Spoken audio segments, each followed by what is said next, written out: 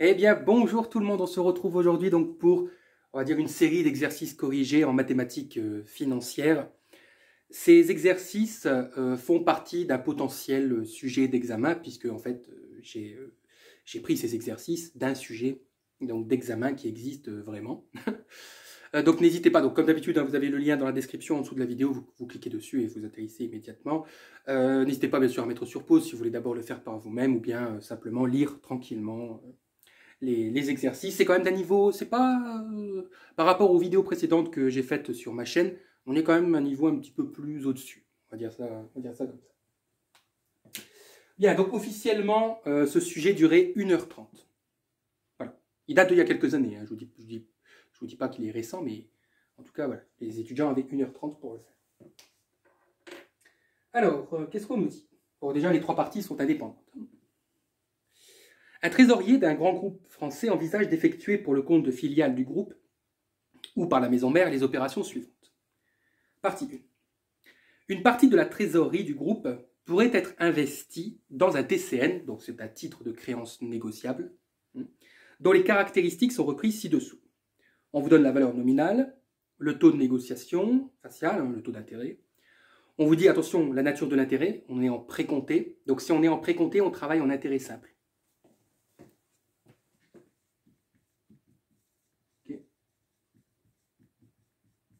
Précompté, intérêt simple. Donc ça veut dire que là, vous devez activer votre esprit avec toutes les formules des intérêts simples. Et on vous donne la durée exacte avant l'échéance, 180 jours. Bien. Alors, vous savez, ce qui est bien en mathématiques financières, c'est de toujours s'aider d'un graphique, quand c'est possible. Okay, un petit croquis. Un petit croquis, vous allez voir, ça va faciliter les choses. Donc là, nous sommes aujourd'hui. On va dire le temps 0. Okay. Et on nous dit que ce TCN a une durée avant l'échéance de 180 jours. Donc c'est-à-dire que 180 jours après, ici, la valeur, écoutez bien, la valeur du TCN, ce sera la valeur nominale. Vous devez absolument retenir qu'une valeur nominale est considérée comme une valeur future, une valeur acquise. Okay. Donc tout ça c'est pareil, valeur nominale égale valeur future égale valeur acquise. Donc c'est dans 180 jours que mon TCN vaudra 300 000 euros. Attention, hein, on est bien d'accord. Déjà, voilà. Si vous considérez que 300 000 c'est ici, bah... et sur toute la période, nous travaillons avec un taux de 4%. Ok? Bon, on a compris le contexte, on peut y aller. Si le trésorier du groupe décide d'investir dans ce TCN, déterminez le montant de l'investissement. Autrement dit, la valeur aujourd'hui. Donc la valeur nominale, la valeur future du TCN est de 300 000. Quelle est la valeur aujourd'hui? Bah, vous comprenez bien, étant donné que nous avons une valeur future et que nous voulons une valeur passée, nous devons actualiser. Qu'est-ce que ça veut dire allez, on va dire familièrement, simplement actualiser. Actualiser, c'est retirer des intérêts. Pourquoi? Parce que pendant toute cette période, on suppose qu'il y a eu des intérêts. Et le total a donné 300 000. Eh bien, actualiser, c'est retirer les intérêts, c'est reprendre les intérêts. Enfin, on les enlève. Dites-le vous plutôt comme ça. Et donc, ça veut dire que je dois calculer une valeur actuelle. Ouais. La formule de la valeur actuelle, lorsque nous travaillons en précompté, c'est le cas, hein, nous sommes en précompté, et en intérêt simple, c'est la valeur du capital, facteur de 1 moins i fois la durée. Ah, il faut connaître par cœur vos formules. Hein. Et donc la valeur présente, c'est le capital, c'est pareil, hein, valeur actuelle. C'est la même chose que valeur présente ou valeur passée. Oui, parce qu'on considère que le passé, c'est le présent. Vous comprenez ce que je veux dire quand on actualise. Et donc, rien de très compliqué, 300 000, facteur de 1 moins 0,04. Le temps, donc 180 jours, on travaille toujours, surtout quand ce n'est pas indiqué, on travaille avec des intérêts qui sont commerciaux. Donc, c'est-à-dire qu'on travaille sur une base de 360 jours. OK? Intérêt commercial. Et donc, vous allez trouver 294 000 tout rond. Euros, bien sûr. 294 000.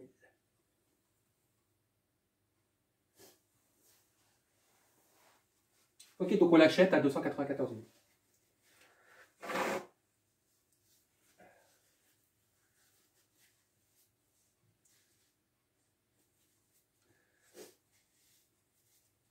Bien. Je vais effacer, on va garder uniquement le graphique. Mettez sur pause hein, pour recopier. Je vais effacer ça aussi. Alors, qu'est-ce qu'on nous dit? Si le trésorier du groupe demande à la banque responsable de l'émission du TCN de le racheter, écoutez bien, de le racheter exactement 90 jours après l'achat.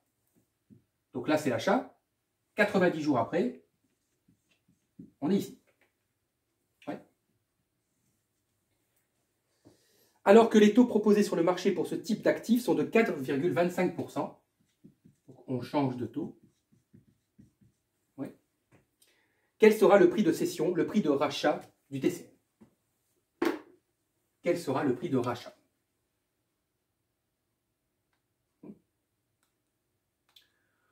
Autrement dit, donc, on a un TCN qui a un prix d'achat qui est ici, en 0. Ok, ça, c'est son prix d'achat.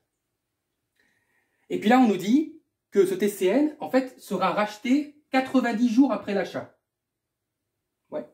Et on veut connaître le prix de rachat. Alors, vous le notez comme vous voulez, on va le noter PR, hein, prix de rachat. Okay. Donc, on veut la valeur qui est ici. Bah, c'est toujours pareil. Les 300 000, ça ne change pas. Au bout de 180 jours, mon TCN, sa valeur nominale, c'est 300 000. Bah, il suffit d'actualiser ces 300 000 sur cette période-là. C'est toujours pareil, c'est une actualisation. Donc le prix de rachat, ce sera la valeur actuelle des 300 000, mais uniquement sur cette période-là.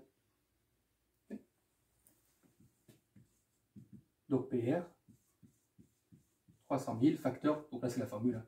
Attention au taux, hein, 0,0425. Et la période, bah, il y a combien de jours? Il y en a 90. J'allais écrire sur 180. Sur 360. Ouais. Je sais pas moi, on aurait voulu le racheter à 80 jours, et ben on aurait mis 100. Parce qu'il y aurait eu 100 jours. Vous comprenez? On actualise là, sur la période là, de retour. Et donc vous allez atterrir sur du 296 812,5.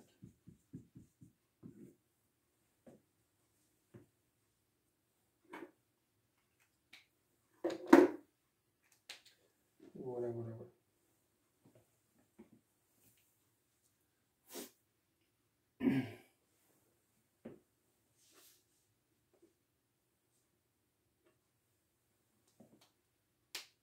Ah bon? Bien. Alors, quelle sera la rentabilité exprimée sur une base annuelle obtenue? Quelle sera la rentabilité? Alors, déjà, il faut savoir, donc j'efface aussi ça, voilà, pour pas être perturbé, c'est que déterminer une rentabilité, c'est, pour le dire simplement, déterminer un taux d'intérêt. Voilà, première chose. Déterminer une rentabilité, c'est déterminer un taux d'intérêt. Ça veut dire que mon inconnu, c'est petit i. Dans les formules hein, qu'on a, l'inconnu, c'est petit i. Alors, qu'est-ce qu'on peut se dire? Bah, on peut se dire quelque chose qui paraît quand même évident. C'est quoi? C'est que la valeur d'achat, si je vais dans le futur, c'est-à-dire que je cherche à connaître sa valeur 90 jours, bah, ça doit être égal à PR, au prix de rachat. Donc la valeur d'achat, Si je vais dans le futur 90 jours après, elle doit avoir une valeur de PR. Oui.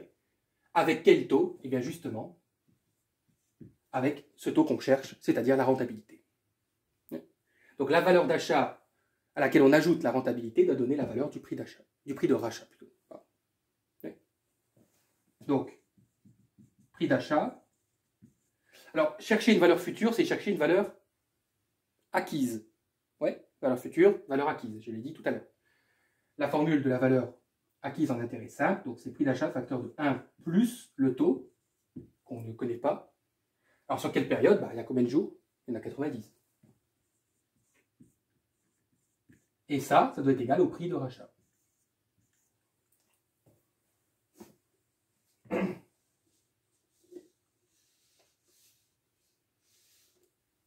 Sauf que le prix d'achat, on avait trouvé combien? La première question, 294 000.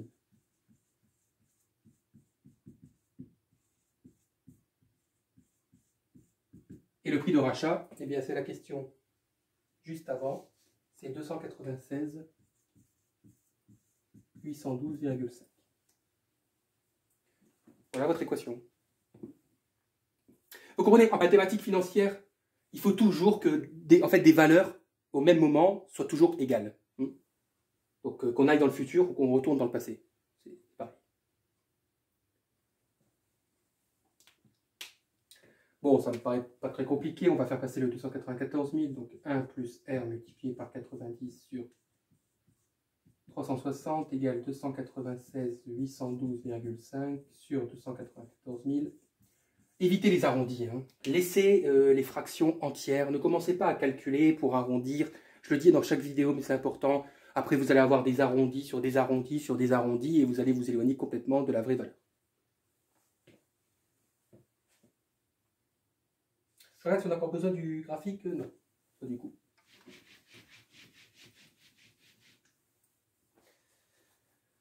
Alors du coup, bon, permettez-moi tout de suite de dire que R, ce sera 296, donc 812,5 sur 294 000 moins 1 multiplié par 360 sur 90. Voilà. Et donc, attention, n'oubliez pas de multiplier par 100. En fait, sur vos calculatrices, vous allez avoir 0,0387 9. Donc, si vous multipliez par 100, ça fait 3,879%.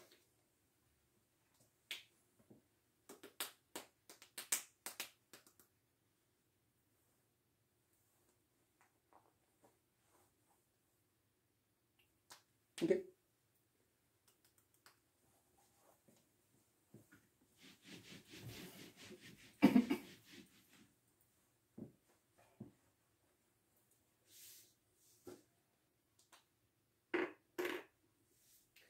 Alors, pour la question 1.3, je fais tout de suite un graphique. Enfin, je prépare le croquis, on en aura besoin. Le trésorier a également la possibilité de placer une partie de la trésorerie dans un actif financier donnant le droit à son détenteur d'encaisser, écoutez bien, chaque année, un flux de 1 000 € pendant 8 ans. Donc chaque année, je n'ai pas droit.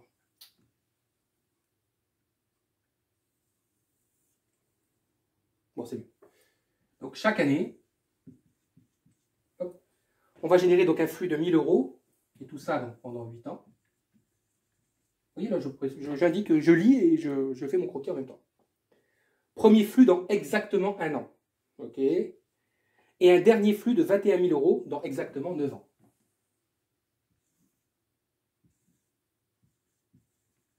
Donc 1 an après, j'ai encore un flux de un seul ici, de 21 000.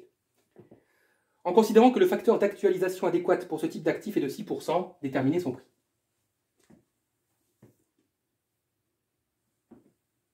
Alors, nous voulons le prix.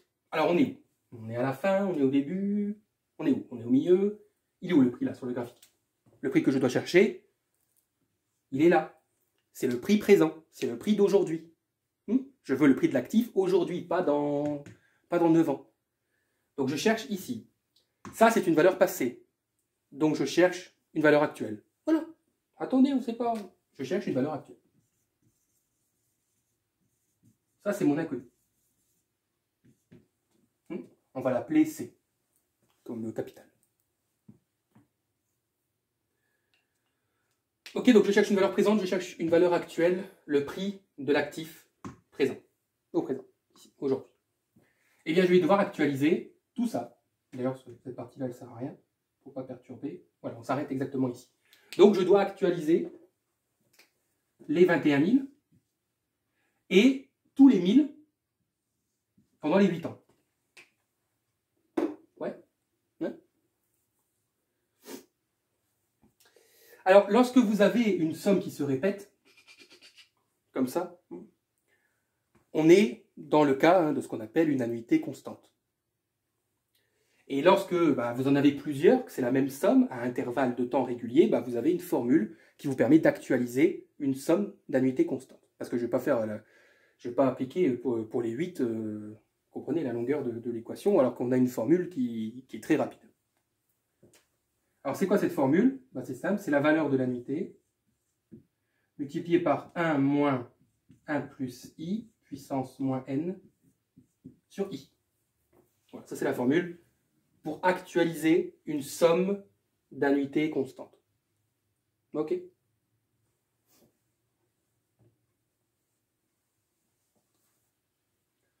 Bon, le 21 000, pas besoin, puisque le 21 000, c'est un placement qui est unique, donc on n'a pas besoin de formule. Là, c'est classique. Le 21 000, on va l'actualiser sur 9 ans.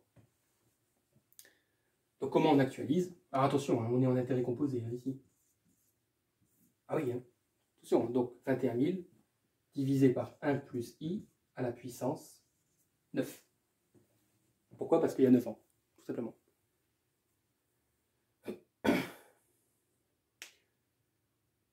Ok.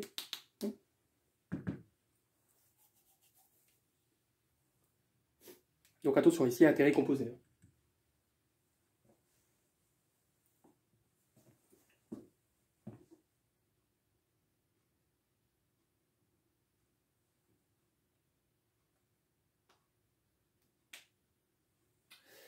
Alors, du coup, on remplace, donc on aura 1000 multiplié par 1 moins.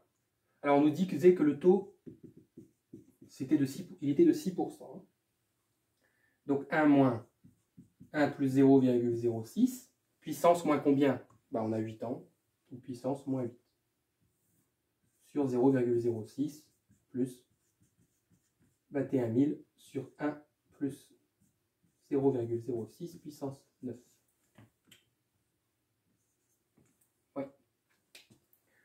Donc retenez bien la formule ici de l'actualisation d'une somme de versement constant de choses. Voilà. Vous avez compris l'idée.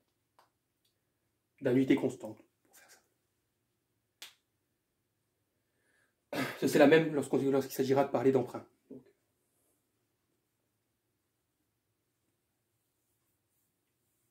Et là, le 21 000, on l'actualise uniquement sur 9 ans. Donc formule classique d'une actualisation d'un placement ou d'un versement unique. En intérêt composé.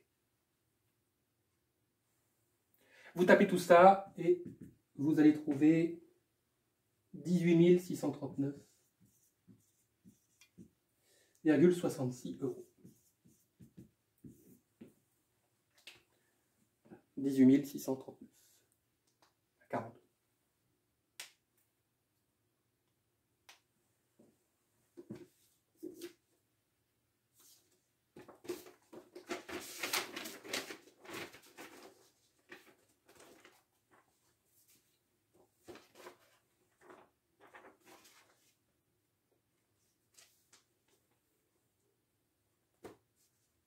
Bien. Mettez sur pause.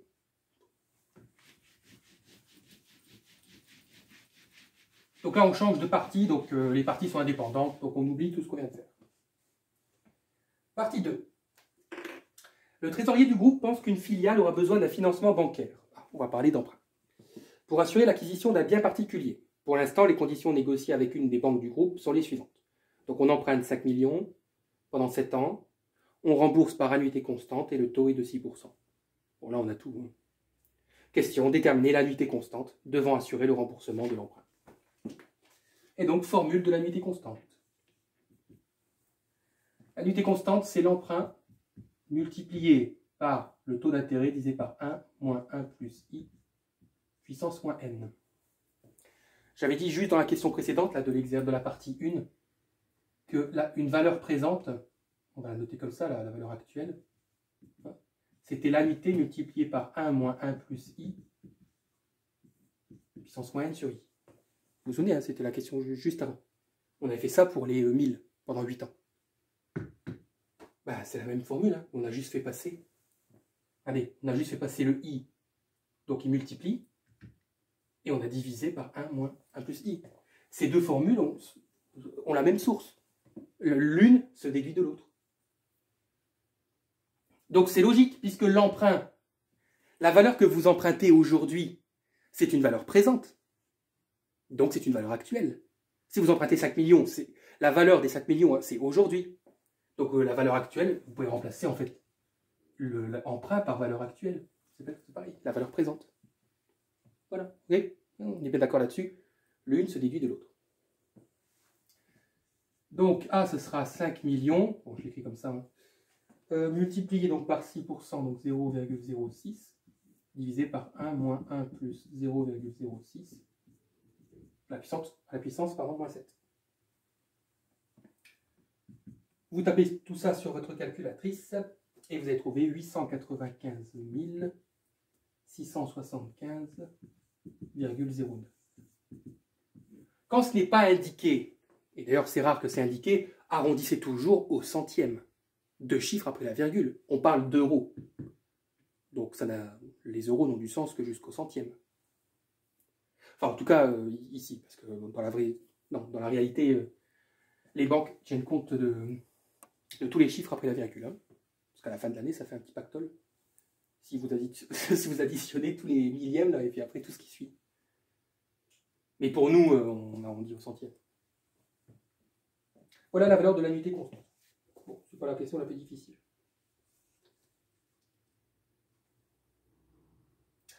Déterminer les deux premières lignes et la dernière ligne du plan de remboursement de l'emprunt. Donc là, on doit construire le tableau de remboursement de l'emprunt pour les deux premières lignes et pour la dernière ligne. Donc on y va.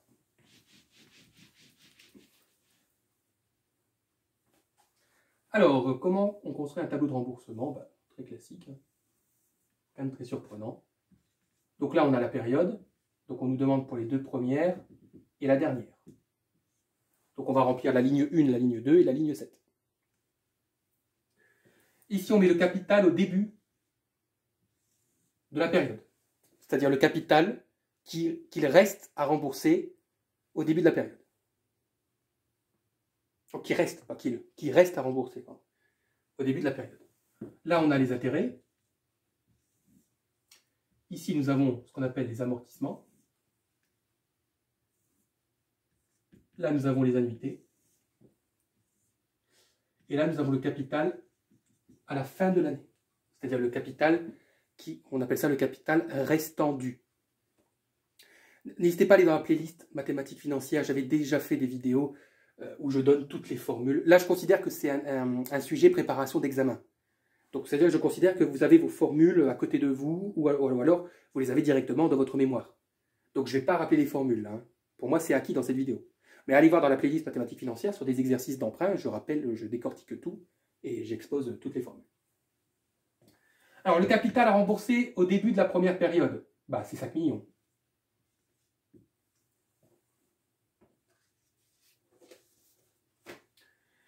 Les annuités, on vous dit que les annuités sont constantes. Donc, on peut déjà remplir la colonne annuité, puisque ça sera toujours la même valeur, c'est-à-dire 895 675,09.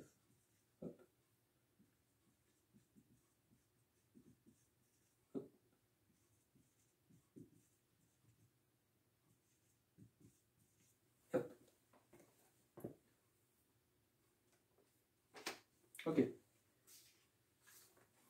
Les intérêts, c'est Kn multiplié par le taux d'intérêt. Donc vous faites 5 millions multiplié par les 6% et vous obtenez 300 000.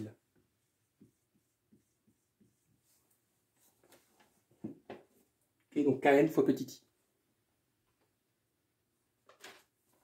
L'amortissement, c'est la différence entre l'annuité et l'intérêt. Donc c'est AN moins IN. Et donc vous obtenez 595 675,09.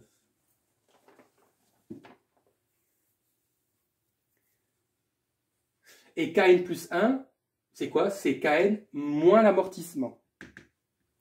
Donc ça fait 4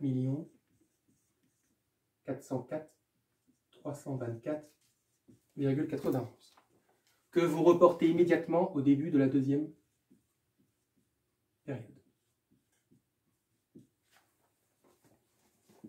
C'est un puzzle hein, qui est très facile à emboîter, hein, en réalité, dont les pièces sont très faciles à emboîter. Une fois que vous avez la première ligne, bah, c'est parti. Hein. Donc vous faites 4 404 000 multiplié par 6%, et vous obtenez 264 259,49. Ouais, les deux premières lignes sont faciles, c'est pour la dernière qu'il faudra connaître une propriété. Vous faites AN moins IN et vous obtenez 631 415,6. Pareil, j'ai fait des vidéos aussi dans la playlist où je démontre mathématiquement pourquoi, dans le cas d'une annuité constante, les amortissements progressent de manière géométrique. Tout ça, j'ai démontré. N'hésitez pas. Et ensuite, KN moins MN, et vous obtenez donc 3 772 909,32. Voilà pour les deux premières lignes du tableau d'amortissement. Alors la dernière, la dernière, je suis embêté parce que... Alors bien sûr, si sur les autres exercices, vous avez été très rapide et qu'il vous reste 20 minutes pour répondre à cette question, il vous reste 20 minutes. Le plus facile, pour ceux qui ne connaissent pas leurs propriétés, c'est de continuer. Vous faites 2, 3, 4, 5, 6, et puis vous finirez par faire 7. Et ensuite, sur votre copie, vous recopiez que les deux premières et la dernière. Et vous aurez bon. Hein. Mais ceux qui n'ont pas le temps, et normalement vous n'avez pas le temps, il n'y a qu'une heure et demie, il faut connaître vos propriétés pour la dernière ligne d'un tableau d'amortissement. Déjà, pour la dernière ligne, à la fin, il y a 0 € à rembourser. Ok. S'il y a 0 € à rembourser, ça veut dire que Kn doit être égal à Mn. Parce que ça moins ça doit faire 0. Donc Kn doit être égal à Mn. Et comment on va déterminer Mn, donc M7? Eh bien, on va actualiser l'annuité sur une seule année. Pourquoi? Parce que dans l'annuité, vous avez des intérêts. Dans l'amortissement, vous n'avez pas d'intérêt. Donc, pour passer de AN à Mn, il faut actualiser AN. Je vous l'avais expliqué au début de la vidéo, je vous ai dit que actualiser, c'est retirer des intérêts. Ben oui, mais je vais les retirer sur combien de temps? Sur une année. Oui. Donc, je ferai 895 675,09, la formule de la valeur actuelle, divisée par 1 plus i, sur une seule année. Il y aurait eu 2 ans, j'aurais mis puissance 2, puissance 3, puissance 4, vous comprenez?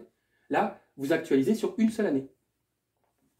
Autrement dit, pour le dire familièrement, pour passer de AN à Mn, vous retirez les intérêts de AN, mais sur une seule année. C'est pour ça que je mets, c'est puissance 1 en fait, si vous préférez. Et ça, c'est la formule de la valeur actuelle d'un versement unique. Et donc, vous avez trouvé M7 qui vaut 844 976,5.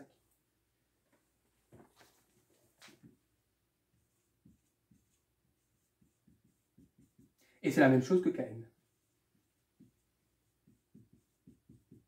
Et les intérêts, vous faites ça multiplié par le taux d'intérêt. 50 698,59. Si vous voulez vérifier votre résultat, vous additionnez l'intérêt et l'amortissement et vous devez retrouver l'annuité. Mais c'est bon, ne vous inquiétez pas.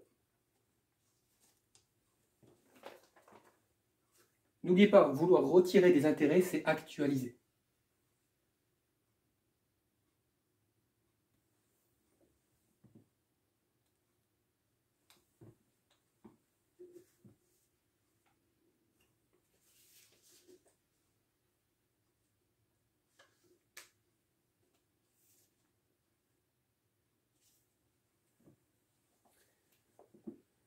Ok, allez, je continue. Donc, le trésorier pense qu'il serait peut-être judicieux de négocier avec la banque une clause de remboursement anticipé de l'emprunt.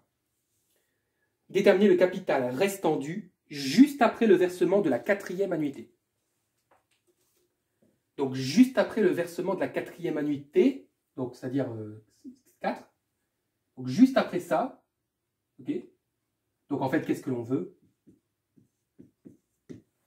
On veut la valeur du capital au début de la 5e année. C'est-à-dire que nous voulons K5. Oui, je note comme ça, vous pouvez noter E5 si vous voulez, c'est pareil. K5. Donc capital restant dû au début de la 5e année.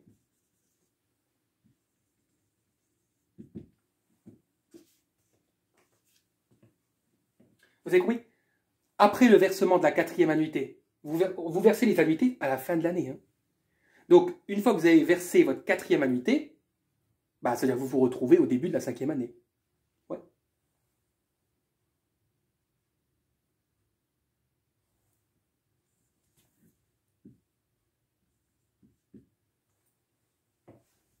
J'ai K5 qui est ici. Ça, c'est la valeur que je souhaite.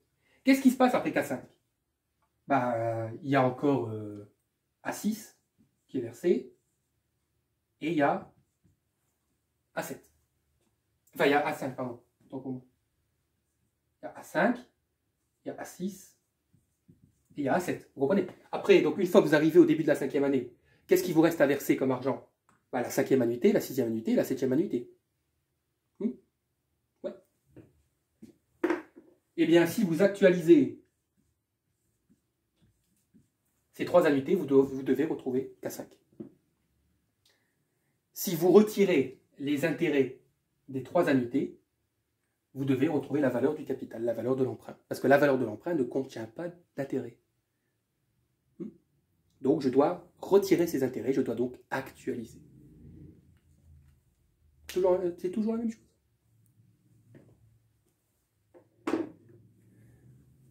Alors, soit vous les faites individuellement, soit vous utilisez la formule, puisque les annuités sont les mêmes. Donc, on doit actualiser plusieurs annuités. Ben, on va réutiliser une formule qu'on a déjà utilisée. C'est-à-dire, c'est la valeur de l'annuité multipliée par 1 moins 1 plus i puissance moins n sur i. Formule de la valeur actuelle dans le cas d'annuité constante. Hein, vous comprenez, j'espère, hein, ça. Dites-le en commentaire, hein, sinon ça ne me dérange pas de faire une vidéo, mais vraiment détaillée sur ces histoires d'actualisation. Mais dites-vous que si je veux la valeur du capital sans intérêt, bah, je prends mes annuités et je leur retire leur intérêt. Donc, j'actualise. Donc, ce sera la valeur de l'annuité. Donc, j'espère que je vais la place. 895 675,09 multiplié par 1 moins... oui, c'est 6%. Donc 1 moins 1,06. Alors justement, il y a combien d'années? Je dois actualiser sur combien de temps? Bah, il y a 3 annuités. À 5, à 6, à 7. Donc il y a 3 ans. Sur 0,06.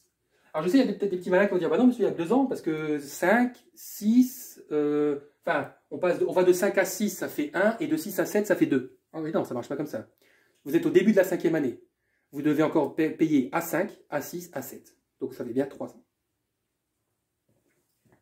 Vous tapez ça et vous tombez sur 2 394 150,22.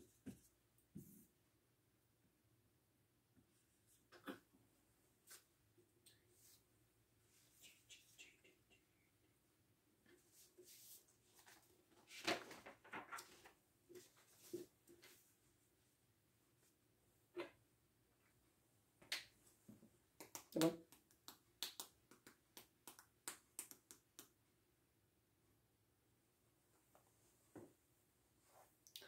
Bien, mettez sur pause. Alors, on passe à la dernière partie. Donc, vous avez vu que vous disposez d'1h30, enfin les étudiants qui avaient cet examen ont disposé donc d'1h30, et là nous sommes à peu près à 34 minutes de vidéo, donc on est à peine, il nous resterait encore officiellement 1 heure. Bon, je veux dire là, parce que voilà, c'est la correction, mais vous voyez comme quoi c'est faisable en 1h30. Hein. Alors, partie 3. Une société spécialisée dans l'assurance, c'est l'épargne, retraite et de prévoyance, a proposé il y a peu au groupe de contacter, pour certains de ses salariés, un contrat ayant les caractéristiques reprises ci-dessous. Alors, je ne sais pas si vous voyez, vous, la taille du paragraphe, mais il y a quand même pas mal d'informations, donc croquis. Et au fur et à mesure qu'on va lire, on va remplir notre croquis. La durée du contrat est de 15 ans. Les 10 premières années représentent une phase d'épargne. Pendant cette première période, l'entreprise verse pour son salarié sur un compte rémunéré au taux annuel de 2,5% une somme de 800 € à chaque date anniversaire du contrat. Donc tous les ans, elle verse 800 €. Donc au bout des 10 ans, on a une certaine valeur. Alors retenez bien, on va voir pourquoi c'est important. Le premier versement est effectué lors de la signature du contrat et le dernier à la fin de la 10e année. Ça va nous aider pour calculer la période. La seconde période de 5 ans permet aux salariés de profiter de cette épargne. Exactement un mois après le dernier versement de la première période, l'épargne est reversée grâce à 60 mensualités constantes. Je vais mettre 60 ici. Il y en a 60. Sur cette seconde période, le taux mensuel est de 0,4%. Attention, le taux mensuel. C'est pour ça que je mets IM. Taux mensuel, là, c'est le taux annuel IA. Et tout se finit au bout des 4. Voilà. Voilà. Attendez, je vais rajouter des petites flèches. Voilà. Pas beau? Déterminer la mensualité constante. Petit M. Oh lolo. Oh lolo. Vous allez me dire, on n'a rien du tout là comme information. On n'a même pas le capital du début, on n'a même pas le capital de fin. Ah oui. Faut faire avec. Écoutez, là, il épargne. Et là, il profite de son épargne. Ouais. Bon, ça veut dire qu'à la fin, il ne reste plus rien en fait. Parce que tout ce qu'il a épargné, on lui verse sous forme de mensualité constante. Donc toute l'épargne qu'il a accumulée pendant les 10 premières années, on lui verse sous forme de mensualité constante pendant les 5 ans qui sont ici. À la fin, il n'y a plus rien en fait. Bon. Qu'est-ce que ça veut donc dire? Ça signifie que tout ce qu'il a accumulé pendant les 10 premières années, ça doit être égal à tout ce qu'il aura dépensé pendant les 5 dernières années. Il y a donc une égalité entre les deux parties du croquis. La phase d'épargne doit être égale à l'actualisation des mensualités constantes.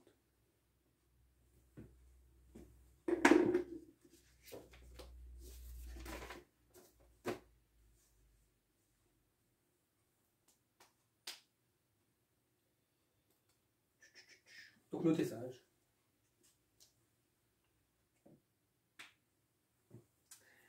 Donc, ici, la flèche rouge, c'est une valeur acquise ou une valeur actuelle? C'est une valeur acquise. Puisque nous cherchons la valeur future de ces 800 €. Oui. Que m'ont rapporté ces 800 € pendant les 10 premières années. Mais là, c'est-à-dire la dépense, tout ce que la personne va dépenser, là, je dois revenir en arrière. Donc, c'est une valeur actuelle. Eh bien, il faut que les deux soient égales. Vous comprenez pourquoi? Tout ce que j'ai épargné, c'est tout ce que j'ai dépensé. Mais il faut que, à la 10e année, les deux parties aient la même valeur.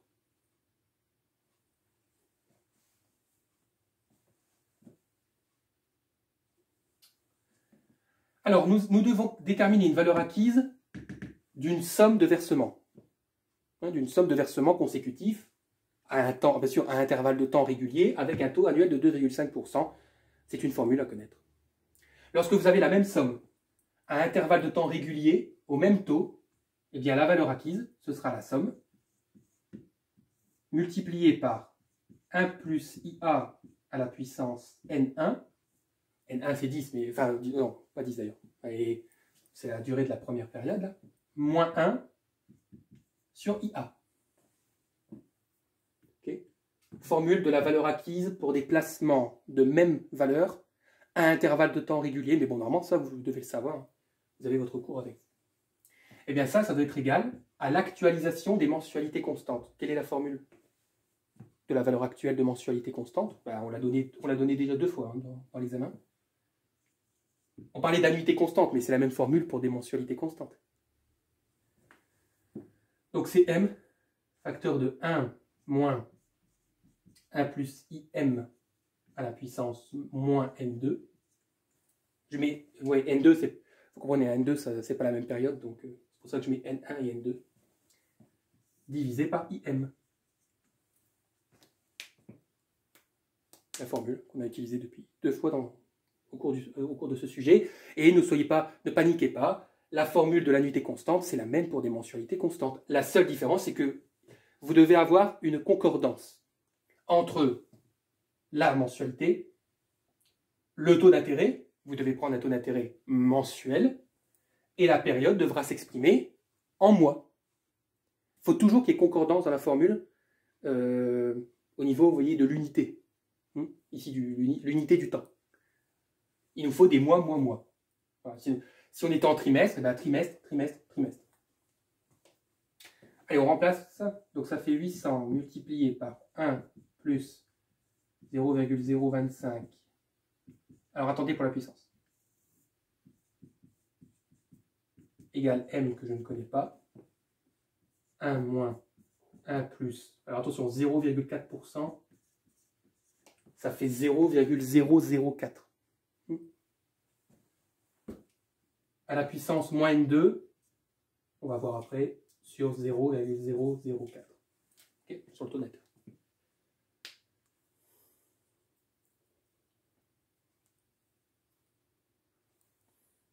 Alors la puissance ici, il y a combien d'années? Enfin, il y a combien de 800 € qui sont versés? Eh bien, il n'y en a pas 10, les amis.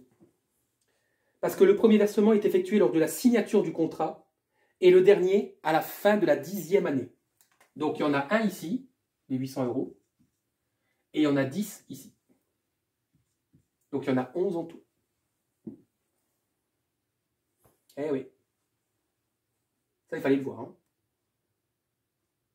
Okay, donc, il y en a un à la signature. Il y en a un chaque année. Hein, on nous dit à la date d'anniversaire du contrat, donc ça veut dire qu'il y en a un chaque année. Et le dernier, c'est à la fin de la 10e année. Donc, ça fait bien 11 en tout. Il y en a 10 là et un ici. Les mensualités, il y en a combien? Ben là, on vous le donne. Hein. Regardez la dernière ligne. On vous dit l'épargne est reversée grâce à 60 mensualités constantes. Donc là, il n'y a pas de doute. On en a 60.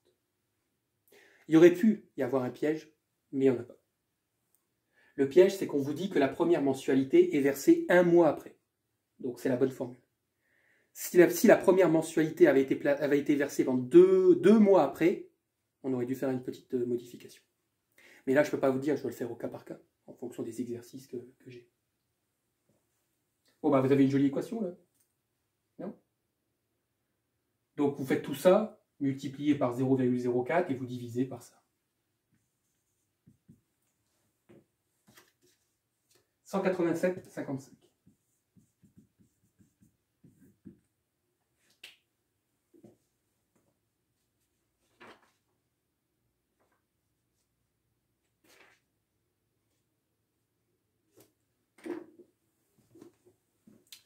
Et voilà. Ça va, 45 minutes. Donc ça vous laisse une heure et ouais. À la fin, je pense que ça vous laisse une petite. Si vous connaissez vraiment bien si vous arrivez avec vos formules en tête, tout en tête, allez, 1h15 maximum. Donc ça vous laisse encore un quart d'heure pour bien relire, etc.